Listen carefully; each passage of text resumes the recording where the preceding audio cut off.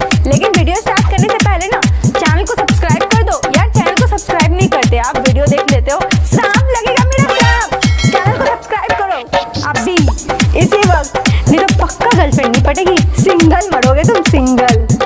और चलो इसी के साथ शुरुआत करते हैं आज की हमारी वीडियो।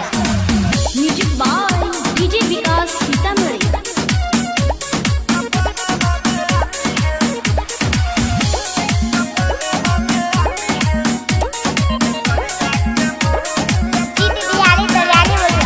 अखिया से नींद चैन दिल से उड़ाती है। क्या गा रहा है? इस पर तो विवाद चल रहा है।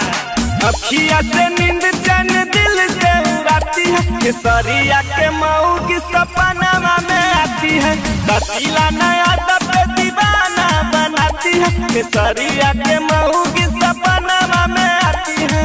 अखिया से नींद चैन दिल से उड़ाती है। केसरिया के मऊ की सपना में आती है। बेटा बहुत कुटाएगा, वैसे भी खेसारी भैया बहुत टेंशन में है। अरे कोई बात नहीं, भौजाई नहीं लगी।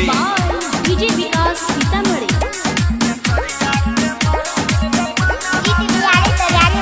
भावबरी खाती है, दिल को लभाती है।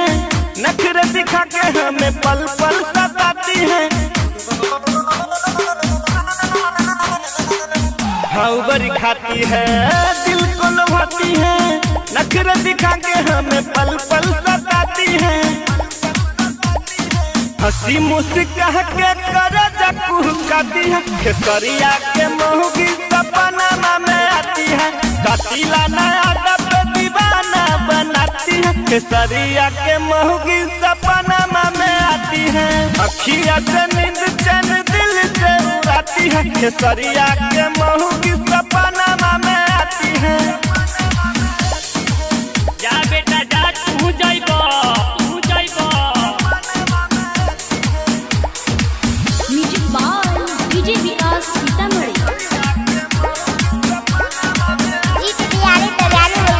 न जन कहाँ मिली दिलवा के तार, कहल सैया हम सुपर स्टार।